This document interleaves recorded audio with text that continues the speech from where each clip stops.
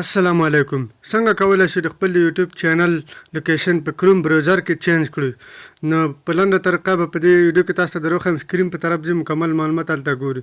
کروم براوزر ته به راشئ، دا به راخلاص کړئ. دلته چې دا کله که راخلاص کړو دلته به ولیکئ سټوډیو یوټیوب .com studio.youtube.com داسې به ولیکئ. دلته به په کنټینیو ټو سټوډیو په دې باندې کلیک واخلئ.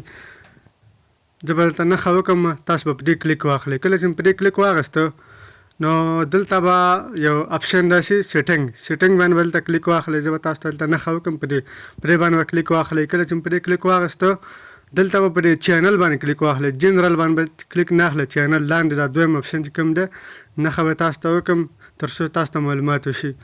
دلته به په دې باندې تاسو کلیک واخلئ.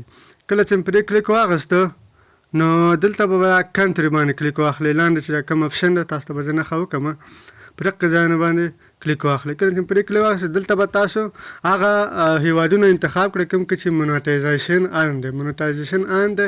افغانستان به پکې نه انتخابوي، جرمني، فرانسه، همداسې ورپسې راته UK، یونایټډ سټیټ دا به انتخابوي. زه به دلته یونایټډ سټیټ انتخاب کړم، په دې باندې به کلیک واخلم، ته به سیف کړم. دا کله چې دا سیف کړه نو ستاسو د یوټیوب چینل لوکیشن په کروم براوزر کې هغه چینج شوی. مننه، ښه وخت.